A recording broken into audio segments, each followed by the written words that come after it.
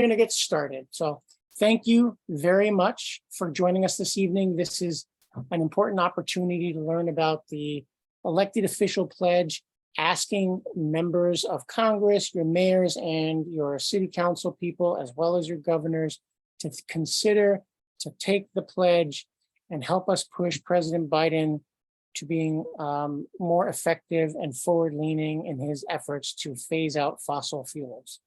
So that is why we're here tonight. We're going to hear a little more about the summer bridge or the summer arc to September, building towards the major mobilization in New York. And we have some great folks who are going to speak to us about that. But we're going to start this evening's work, this evening's considerations with Reverend Kelly Dignan, who is going to be offering us some centering and some grounding, some movement chaplaincy and framing for why it is that we do what we do as Unitarian Universalists when it comes to the environment.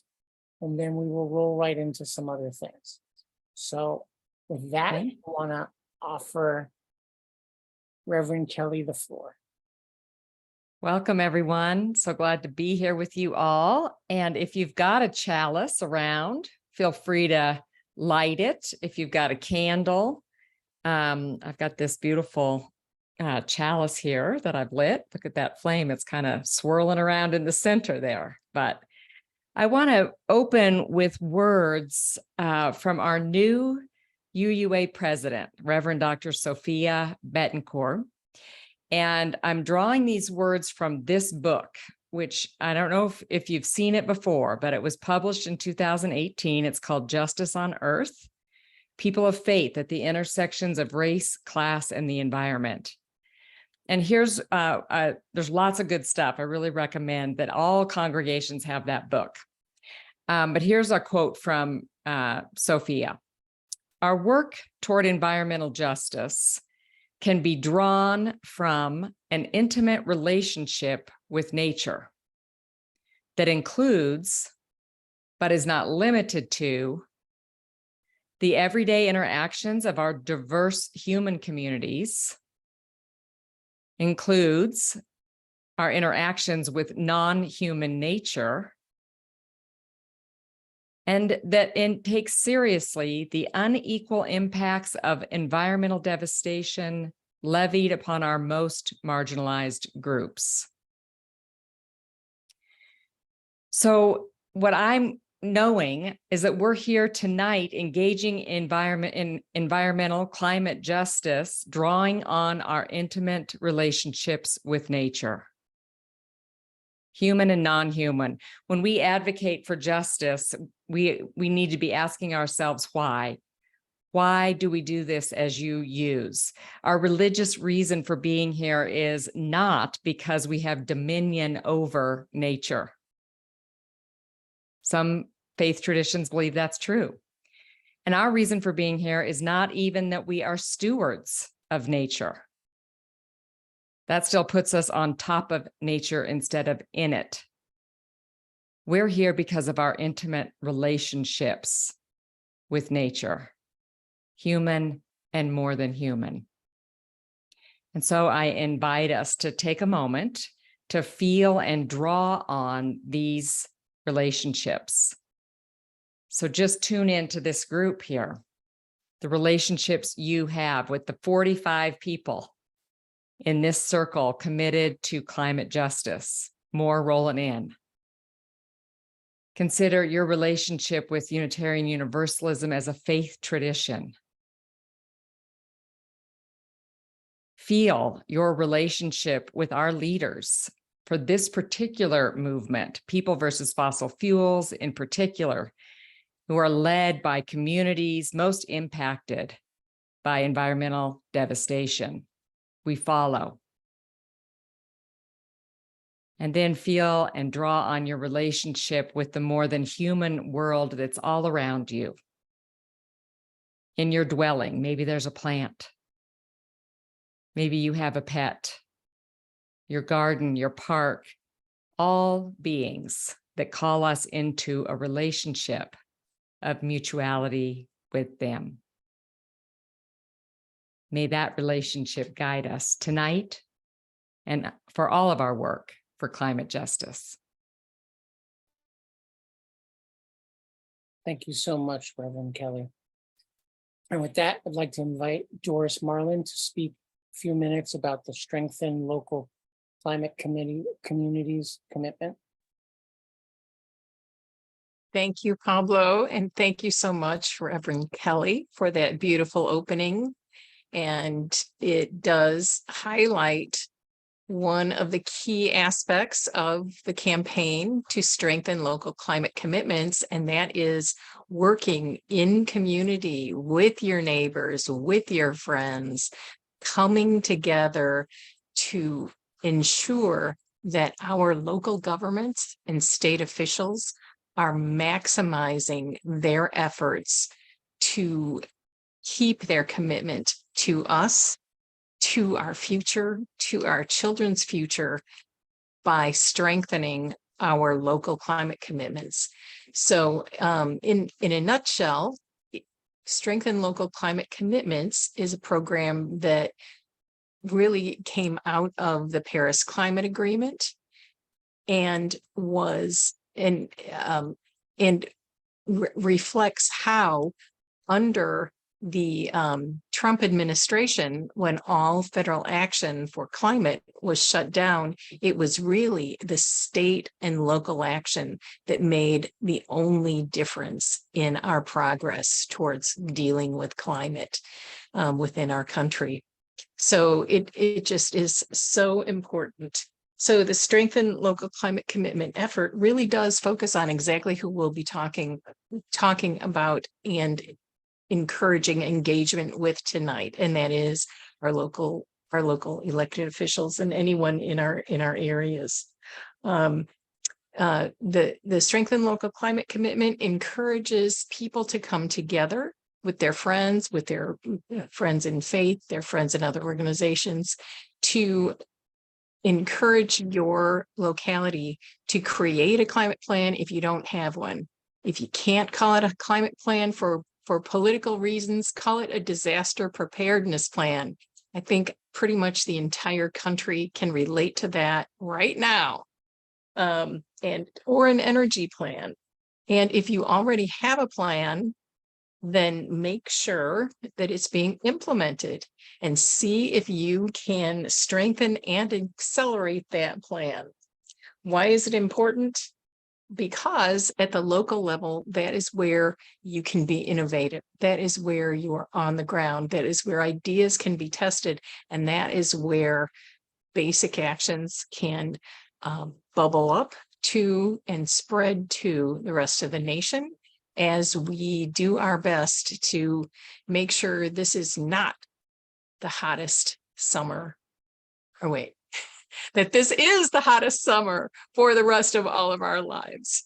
All right, and thank you so much for inviting me. So glad to see some of my comrades in Strengthen Local Climate Commitments. Back to you, Pablo. Thanks so much, Doris. So now we're going to introduce our guest speakers. We have with us two folks from two great organizations. We have Laurel Levin from who's the network coordinator for 350 Network Council.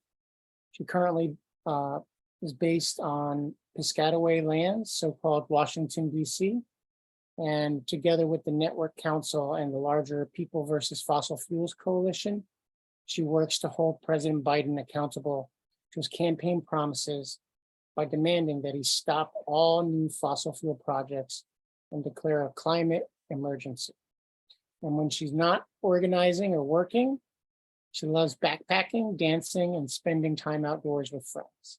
So I imagine her ankles are strong. Her knees are great for that kind of thing. I know mine gave up the hiking a couple of years ago. We also have Molly Morabito, who works at the Climate Law Institute, and she supports communities mobilizing for a just transition to fossil fuels. Prior to joining the center, she worked in environmental justice advocacy and clean energy research. She holds a master's degree of science in environmental policy and regulation from the London School of Economics. and a bachelor's in communications, law, economics, and government from American University. So another local DC grounded speaker. So with that, I want to invite our two guest speakers to walk us through why this pledge is so important and why the summer bridge or summer arc to September is a key component of what People versus Fossil Fuels is doing this year. Take it away. Awesome. I just want to thank you, Pablo, and everyone else behind the scenes for having us. It's really an honor. I'll just say personally, I come from a Reform Jewish background and I don't integrate my faith into my organizing, but whenever I get to be in faith spaces, it feels really special. So I just thank you. Yeah, and I'm going to share my screen and Molly and I are going to tag team back and forth. But Molly, if there's anything else you want to say on the onset. Similarly, echoing that gratitude and just acknowledging the special quality of this space to bring faith into organizing is so important. And yes, it's one of my favorite parts of getting to join these calls. So thank you for having me. Great. I'm going to share my screen. And I will say we're going to be dropping a bunch of links in the chat as we go. And then Pablo and others will be sending out all the links as well. So you will have access to them, even though we'll probably be moving fairly quickly now. You will get everything later as well. And can you see the screen okay? Great. All right, Molly, I'll pass it to you. Awesome, thanks. So I know many of you are familiar with the People versus Fossil Fuels Coalition, which has, it's about 1,200 organizations from across the US and has since the beginning of Biden's presidency been one of the few national coalitions really aligned around our strategy of calling for executive action that addresses climate change by stopping fossil fuels, the leading cause of the climate crisis. And this is because even a few years into Biden's presidency, the US continues to be the largest producer of oil and gas in the world, which is both means we have a huge responsibility to stop that extraction. And we owe that to not only communities in the US, but communities around the world. So there's great responsibility. It also means we're in this position to have a huge impact on the scale of this problem. And if we leverage all the tools at Biden's disposal and put the full force of the US government into transitioning off of fossil fuels, we could actually achieve some pretty massive change.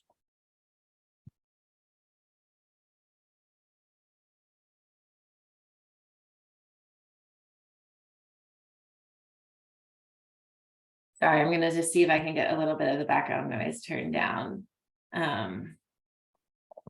So basically, these are three demands that a lot of you would probably recognize from the People versus Fossil Fuels Coalition. This is something that organizations and community members across the US have been mobilizing around since Biden first took office. Core demands for President Biden, things that he can do with executive action, are also the same demands we are uplifting with the March to End Fossil Fuels. So the first one is stopping all federal approvals for new fossil fuel projects and revoking the approvals that have already been issued for massive mega polluting projects like the Willow oil and gas drilling project and the Alaska frack gas pipeline. Our second demand is to phase out fossil fuel drilling on our public lands and waters. So the Department of Interior, which Biden oversees, actually has the legal authority to implement what is effectively a phase out of fossil fuel drilling and extraction. It would only apply to federal lands and waters, but that actually represents a quarter of our total emissions in the United States and would be a massive step towards a full phase out by 2030, which is what the global scientists have called for in keeping with our 1.5 degree target. And lastly, declare a climate emergency. This one is especially resonant right now as our country is facing heat waves and flooding and all of the terrible impacts from worsening climate disasters. This would be calling the climate crisis what it is, and it would unlock additional emergency powers for the president to halt oil exports and investments in fossil fuel projects abroad, and unlock new funding to scale up the manufacturing of clean, resilient technologies that we can integrate into communities facing climate disasters.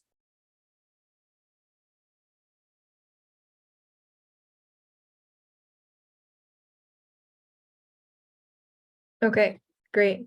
Thank you, Molly. So there's lots of different tactics the People vs. Fossil Fuels Coalition has employed on these demands. You might have seen calls for distributed actions, lots of actions grounded in frontline communities who are along sites of extraction. And you've probably heard about this local electeds pledge. This is, again, just another tactic to increase pressure, to demonstrate our shared power, and giving folks an opportunity to take the demands and bring it to your own local context. So why are we engaging electeds to pledge, especially as we'll talk about in the build up to a march? The first, again, is an organizing tool for you to become familiar with these demands, get practice like talking about them yourselves and getting creative with how you frame it. I heard really beautifully before mentionings of, if you can't say climate in your local context, that's okay. How does it connect to where you are, extreme heat, what is impacting your community? So it's important to bring the demands to where we live. And because sometimes, saying climate justice on a national level might mean one thing, but it might also mean something different. And so this is like an opportunity for you to take these demands and bring them, get a crew of your friends together, maybe who aren't organized, and go to your representatives to practice talking about why this is important. Maybe you've lobbied before, maybe you haven't, so it's a skill building. And be able to connect these demands to really this unprecedented moment we have with the UN Secretary General coming up in September, which we'll get to a little bit more. So it's helping to build some of the ground pressure ahead of time and really get eyes on this accountability moment that Biden is going to be in. With that, increasing pressure on Biden, there's one thing to say we're going to have, there's 1,200 groups of People vs. Fossil Fuels Coalition, X amount of people signed a petition, like all these things demonstrate our shared power. But so does getting a group, as many local officials on as possible, because obviously they represent their own constituency. So it amplifies, that's the word, the base of which we are saying that people really, this is what people want and people need. So that's why we're also organizing around elected officials.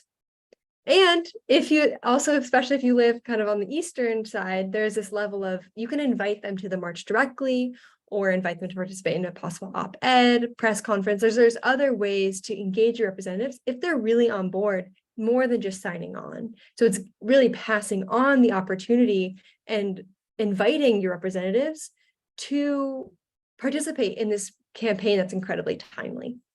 So that is why we're using this pledge as a tactic in the build up to the march.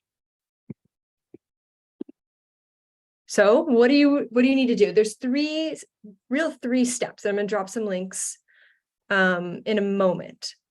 So the first is that you're going to fill out a personal interest form. This is an individual form that says, I, Laurel, am interested in participating and contacting representative.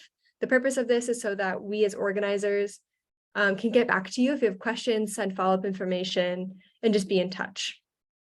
The second thing, and this is really the piece that's on you, is you will download the pledge and actually get a hand signature. And this is a way that we can verify that it's legitimate, because on, in the internet, you can forge various things. If you really can't, you can get an official email, and we can verify through that way too. But there's more, again, all of this is going to be in the toolkit. So you're going to download the actual pledge, and you're going to bring it to your representative that's attending a local event, lots of, town halls, maybe to see where they're speaking, make an appointment at their office, or you can email directly depending on maybe past relationships you have with them. Talk about the demands, why you think it's important for them to sign on, and what if they do, and when they do, you're going to then the third step is an upload form. You're going to upload the form with their signature, and then we will put it on the website, use it to amplify, and be in touch about those next steps that they might want to engage in, whether that's actually coming to the march or being in a network of other similar electeds.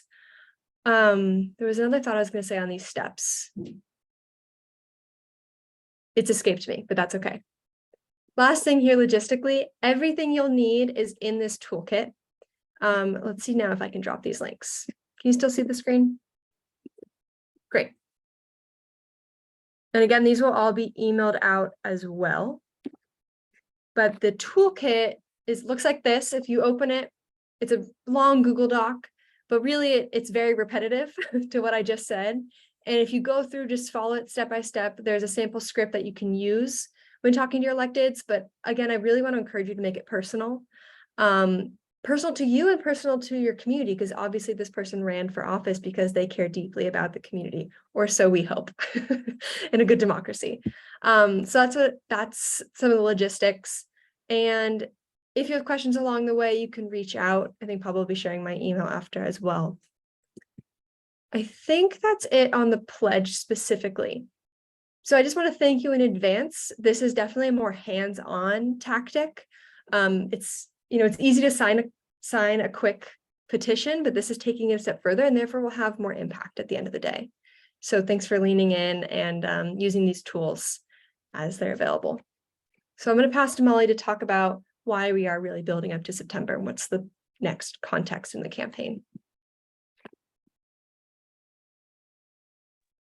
Great. Yes. Thank you so much, Laurel. So I'm not sure how many folks here have heard about the march so far. I'm assuming a good deal, but to just provide some quick context, in September, the United Nations is hosting a Global Climate Ambition Summit, which it actually does every 2 years. It's a space to check in on countries' nationally determined contributions. That's the emission reductions that they've promised, and its accountability measure.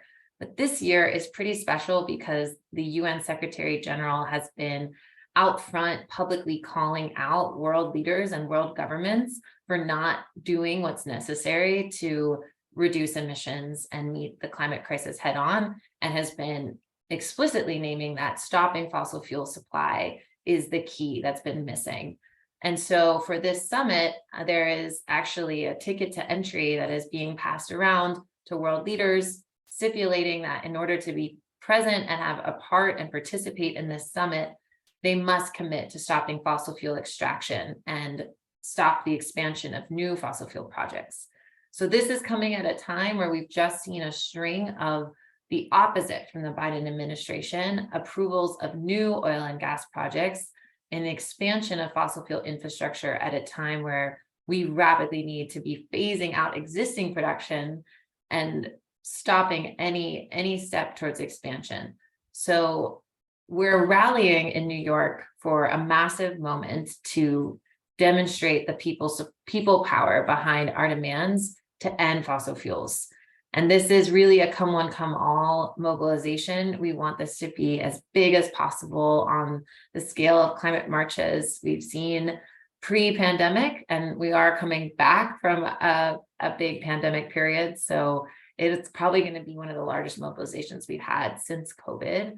And the goal is to really drive home this message that we need bold action to stop fossil fuels, and we expect Biden to step up to the plate. And it's particularly powerful given that Biden is headed into an election year and can't count on our votes. And we kind of need to demonstrate that we expect that in order for him to win our votes, he has to take the action that's necessary. So that's the framing for the march. I can drop some info on the website, or it looks like Laurel just dropped that in the chat, which is great. We have 2 asks for y'all. One is if you are able to come to New York for the march, then please RSVP to join us. It's on September 17th at 1 p.m. It'll be in Manhattan, looking like the starting location will be around Midtown. We'll have more details for folks who RSVP as we get closer to the march and finalize our permits. But that's the first ask. And if you can't make it to New York, there are ways to get involved remotely by helping to phone bank people in the Northeast region. And if you are locally enough that you could get on a bus and come to the city, we're asking folks to self-organize and ideally bring a group of people or a congregation with them to New York City. So there's a lot of hubs that have already formed. That's what we're calling groups that can self-organize to come to New York. And it's been really beautiful to see different identity hubs forming. We've seen a bicyclist hub, a martial artist hub, we've seen a youth hub, and there is, of course, a faith hub that is being coordinated by some of the March organizers. So if you're interested in getting involved, you can go to that second link that Laurel dropped, which has the page that kind of designates which hubs are formed and mobilizing already, and plug in that way. So yeah, I'll pause there if there's any questions, but that's kind of the overview. And yes, really important note here, September 17th is of course the second day of Rosh Hashanah. And we just wanted to name that this isn't a decision that was made lightly. There were a number of factors that led us to choosing this date. Obviously, we were confined a little bit by when the UN is meeting, but we deeply respect Jewish communities have different relationships with organizing or taking social action during the high holidays. And so we understand and honor and affirm that not all Jewish communities or organizations will be participating, but will be praying and we celebrate that observance. So just a note here as members of a faith community to have this context for y'all, for folks. Well, thank you so much, Laurel and Molly. And now we're going to offer the opportunity for folks to ask you guys some questions. If there are any follow-up questions about sort of the narrative arc of the campaign, any follow-up on the whys and the wherefores, we encourage folks to raise your electronic hand. You can do that by going to your reactions button and raising a hand. And if we don't have questions, then we'll move on to the next step. But now is a great opportunity because Laurel and Molly really know their stuff. And we want to make sure that you're fully armed to take the toolkit and run with it, in addition to some other things that we'll get to. Does anybody have questions? Well, I'll start with a question, which is, Laurel and Molly, like, we're talking about doing this. This is a version, this is an advocacy that's grounded in accountability. And then we're going to be doing a march, or People versus Fossil Fuels will be doing a march in September around that. And that is accountability grounded in witness. Can you talk to us a little bit about, like, well, when we're talking to our friends and neighbors about why we have to hold Biden accountable, like, what is the conversation around that? Like, how can we talk to folks who may like Biden, certainly prefer his party or his general approach, his party's approach to many of these things, but why do we have to highlight the need to hold the party and him as president accountable on this issue now? Can you just sort of say that again? Because I think it's going to be a thing that our folks are thinking and their neighbors and friends will be asking. That's a great question. Molly, I'll let you start and I can chime in with other thoughts. Absolutely, yes. So thank you for that framing. And we definitely understand, of course, that compared to the alternative, we need Biden to remain president, and we need the Democrats to remain in power for a lot, and a lot of people see it that way. And that certainly still is our best chance at meeting our climate goals. I think that what we've seen from this administration over the past year, especially, is a political calculation. And they've basically assumed that they can go out and make some really big decisions around expanding fossil fuel infrastructure and still hold the support of the environmental movement. And they're counting on that support as a given in the 2024 election. And in some realities, it kind of is, right? Because a lot of environmentalists aren't going to vote for Trump. That's true. But we want to mobilize and demonstrate that actually, the president came out the other day, like, with a few big mainstream environmental groups that have endorsed him already, like this far out from the election. We want to mobilize to show that not all of the environmental movement supports what this president has done so far on climate, and there's actually a long way to go. And in his last year in office, he has time to implement a lot of our demands. He can declare a climate emergency. He can make sure that any new fossil fuel approval that comes across his desk is denied. But he won't do that without feeling the public pressure and without seeing that the environmental movement is actually not unanimously going to line up for the election. So it's a little bit like, I don't want to call it a bluff, but it is a demonstration that we are angry that we see the fossil fuel approvals that have come from this presidency, and that climate action that just focuses on investments in clean energy, while necessary and needed, is not enough to actually prevent catastrophe. And with the summer that we've had, it's even starker just how dire and urgent it is to stop approving fossil fuels. So we really need a moment to kind of shift that political calculation from this administration and make it clear, like, actually the environmental movement is calling for action on fossil fuels. They're not satisfied with the Inflation Reduction Act. They're not going to stop because we won some clean energy investments. They're going to keep pushing until we win it all. And this mobilization is an opportunity to try to send that message in a really clear way. Thank you so much, Molly. I see a question from Nicole. Nicole, you've raised your hand. So Yeah. let's go for it. So I've been kind of functioning on like, if he wanted to, he would kind of mindset, particularly from Biden, because if he wanted to, he could even like declare war on climate, you know, and I feel like that, I don't know. So it's been frustrating for me. I'm interested in knowing what like next steps or potential escalations there could be. Like, I personally would really like to try to organize like oil and gas boycotts, you know, in a similar manner to like the like Montgomery bus boycotts, but I guess kind of like the opposite, where, you know, like where we would be helping people get from place to place without using oil and gas as much as possible. And I just feel like there need to be next steps that are sizable and really make noise. Like, and I do believe that this march, if we can get enough local people on board, we can still make that noise. But I think it's hard for me because I'm from Texas, and like, you know, it's going to be like, I've been to my city council meetings, and it's like, you know, respectfully, sorry, it's like 5 white Republicans in a room of 20 white Republicans in a city of 50,000 people.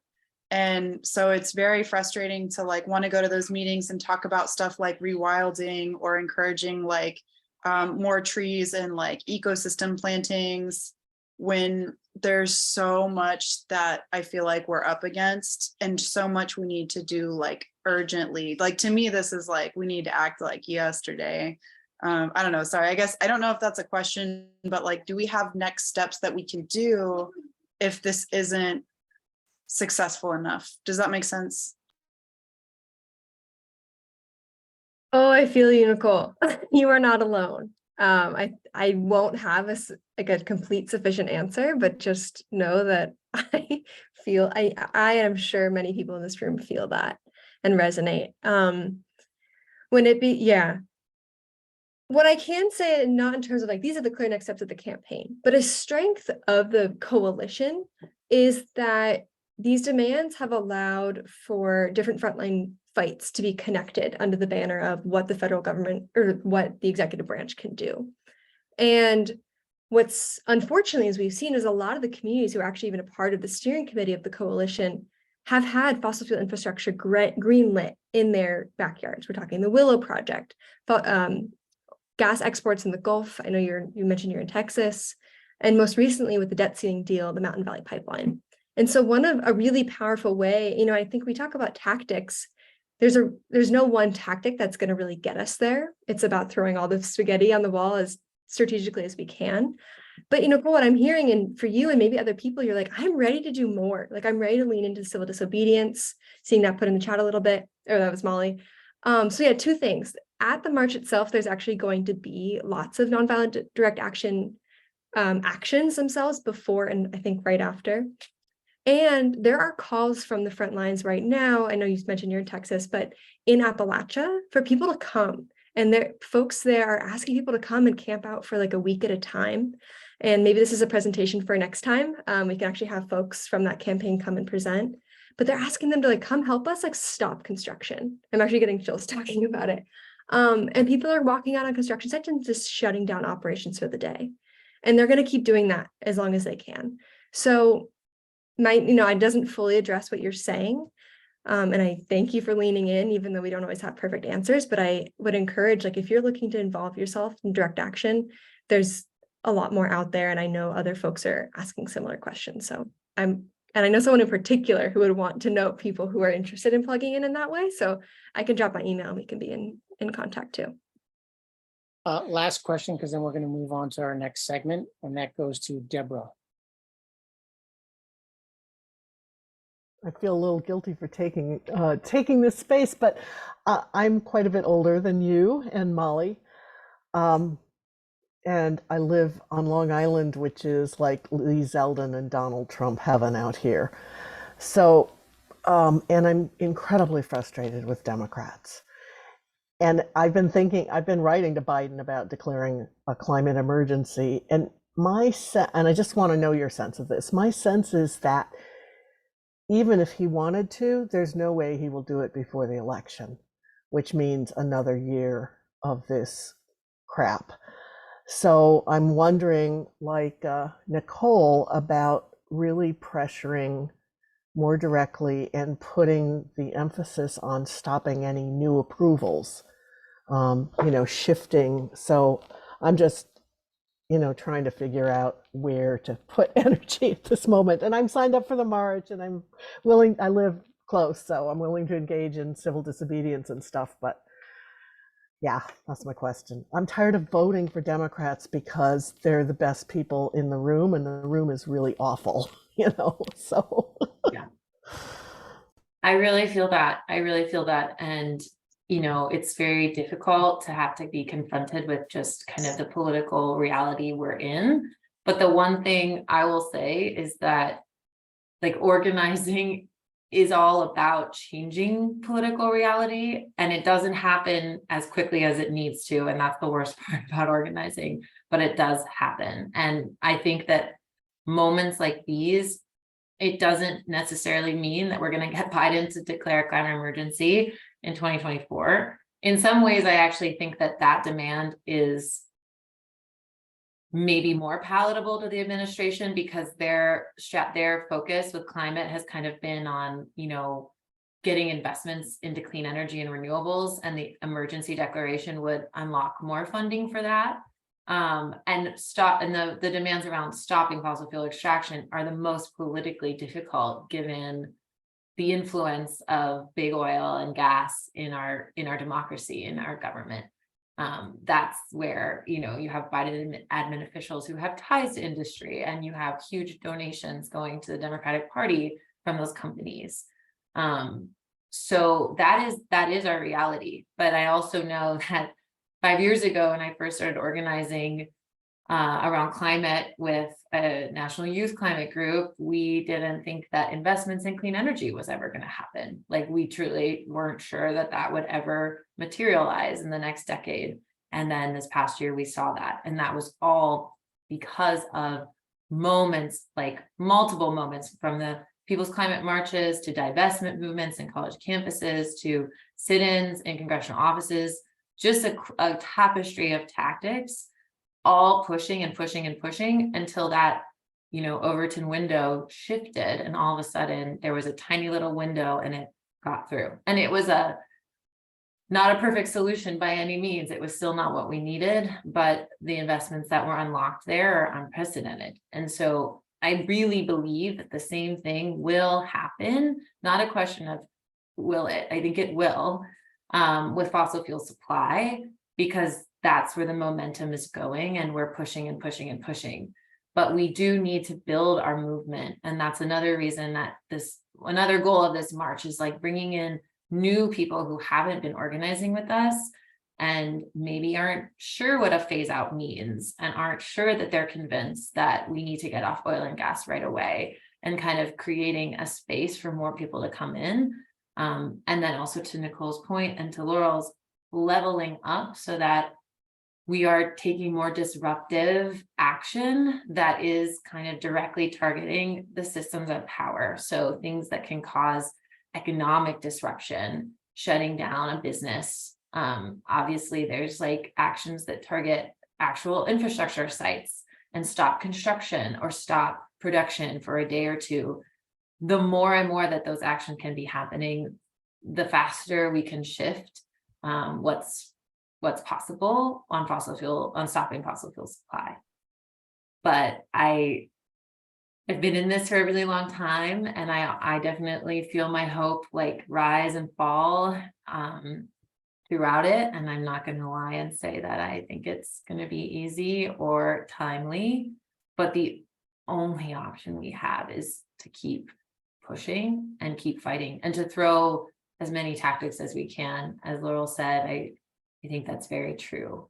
I'm sorry if that's not uplifting and inspiring. The truth is it's a grind, and organizing takes a long time. But when I look back at like where we were and where we are, there has been progress, and it has been because of grassroots organizing and continued pressure. And so I have to believe that that will continue as we push forward. Thank you. So as moderator, as co-host, MC, whatever you want to call it for the evening, I'm going to just exercise prerogative. We want to do a couple of other things. So Lee and Richard, please feel free to capture the email that Laurel so kindly put into the chat and follow up with your questions, or send them to me and I'll get them to Molly and Laurel. But we do want to invite Reverend Kathy Ryan Starr to take the stage, because part of this applying pressure, not only at the local level, but also at the federal level, involves something that we're going to do tonight with Side with Love. So Reverend Kathy, let me find you. Maybe you could, there you go. Hey. So thank you so much. Hello all, it is good to be with you. I am Reverend Kathy Ryan Starr on Nanticoke lands of Southern Delaware. And I have the privilege of serving as a leadership development coordinator on our Side with Love team at the UUA. So I am here to help us take an action tonight, which is not the be all and end all. This is a spiritual practice of taking action even when we don't know the results, because it matters that we take action. It matters that we practice.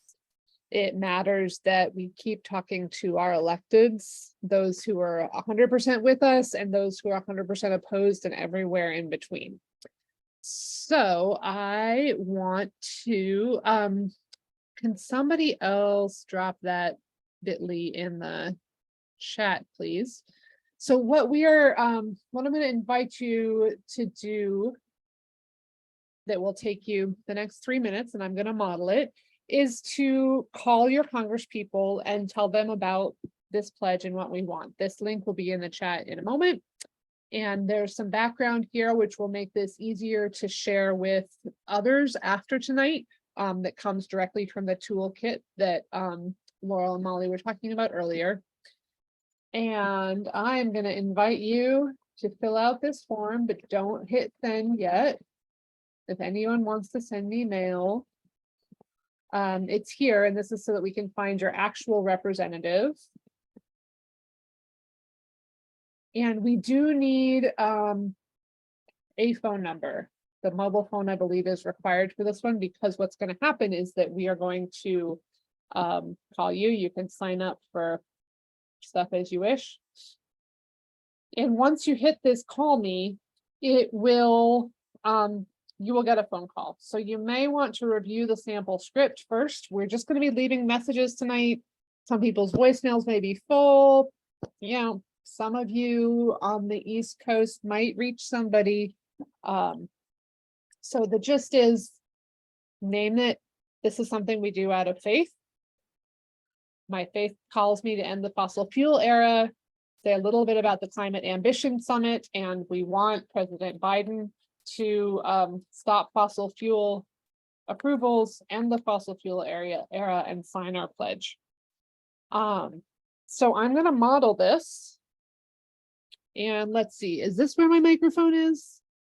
Or is this where my microphone is? I can't see y'all. The first one. Okay, I'm gonna put my phone on speaker. And so I'm gonna click call me. Once you click call me, then it takes me to this next page where I can still see the script. And now my phone is ringing with a 202 number and I'm gonna answer it and put it on speaker. Thank you for taking action for climate justice. In a moment, you'll be connected with your company. Be sure to tell them your name and remind them that you are a constituent. Sure that as a Unitarian Universalist, our faith calls us to end the fossil fuel era and declare a climate justice emergency. And that we want them to support the global food benefits of fossil fuel production. Press star and finish. Thank you. Sorry, that was so quiet, but you will hear that. To the office of Chris Coons. So now I'm gonna press the star key. The important thing here is to not hang up when you're done. Although if we get messages, we may get stuck. And that will connect me to my first congressperson. Only the Washington DC office of United States Senator Chris Coons. If you would like to leave a message or a comment for the senator, you may do so after the tone. If you are looking to speak with a member of the staff, please leave a callback number and someone from our team will reach back out to you the next business day. Thank you. Hi, this is Reverend Kathy Ryan Starr. I am a constituent in Milton, Delaware, and I'm calling because as a Unitarian Universalist, my faith calls me to end the fossil fuel era and declare a climate emergency now. The UN Secretary General is hosting a UN Climate Ambition Summit in September, and he has said the ticket to entry is for nations to stop fossil fuel expansion. That means that the US is not currently eligible to attend with President Biden's recent fossil fuel approvals and rollbacks to the National Environmental Policy Act. We need your support to end the fossil fuel era. Will you please, Senator, sign our pledge to encourage President Biden to phase out fossil fuels? You will now be connected to the I office pressed of Todd star, Carver. and that's going to connect me to the next person. Thank you for calling the office of I actually called yesterday, so I'm going to stop there, but you press star when you're done and it'll take you to the next person. And then after that, it will take you to your representative. So that's the tricky part. Just don't hang up, press star when you are done. And that's it. So let us make sure you're on mute and let's have a sacred moment of taking action. You will get an email after you do this that has the links to then follow up with your local elected officials and others to move this forward. Action time. Put questions in the chat if you have them.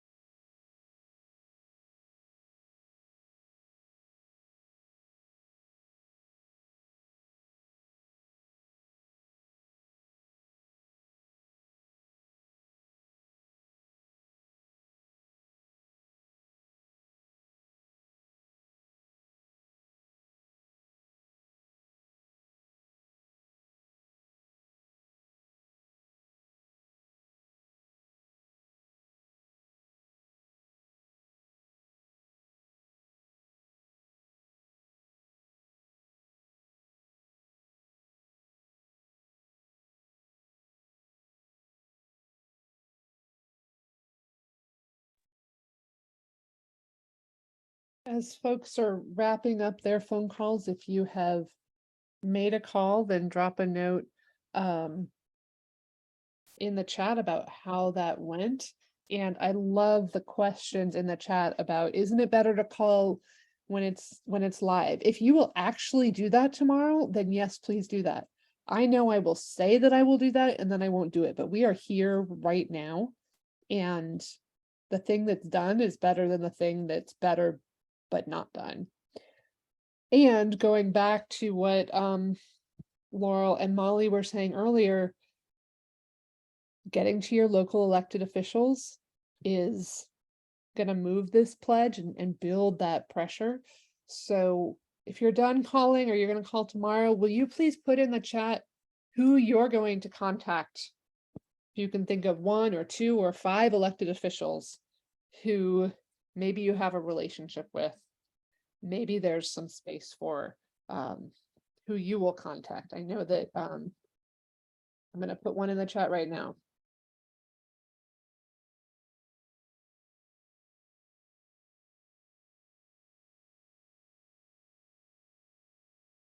And as we conclude these actions, I know we are, oh no, we're running right on time. So Pablo and Kelly, I'm going to take one more minute and just continue to ask folks to put in the chat how that went or who you're going to follow up with. The other piece, if you when you take this action tonight, you will get an email that has a link to the pledge and the links to the toolkit, which I'm sure we'll send out after this event anyways, just to make it easy to say here.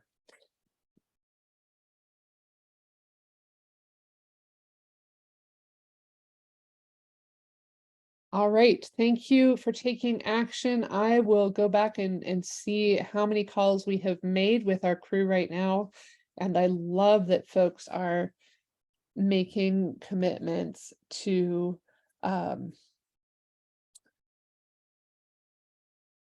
contact your electeds. Look at this, fabulous. Thank you so much, folks. And with that, I'm going to pass it to Reverend Kelly to ground us as we close.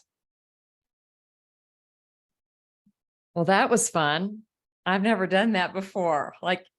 And then it was cool. I didn't get all 3 done, but I've got 2 done and 1 more to do tomorrow. And then let's do the locals. Let's do the local electeds. So thank you all of you for being here tonight. I'm inspired and appreciate the stories that the one, especially that Molly shared, that, gosh, we didn't even think renewable energy was going to be possible 5 years ago or be pushed. So let's hang on that hope. Also, let's remember our faith tradition. As we opened this tonight, we remembered that our work toward climate justice, and we might use a different term than that. That's been brought up tonight too. Maybe it's our work to end pollution. A lot of people can just, relate to that. But our work to really end the injustices that come with this climate crisis can be drawn from an intimate relationship with nature. We are fueled by this relationship of mutuality. And as Reverend Dr. Sophia, our UUA president, reminds us that those relationships include, but aren't limited to, the everyday interactions of our diverse human communities, our interactions with our non-human communities, and all of our interactions that take seriously the unequal impacts of environmental devastation levied upon our most marginalized groups. We take action because of relationship, not because of dominion over or even stewardship of the land. We take action because of our relationship with nature, human and non-human. May it be so. Thank you so much, Reverend Kelly.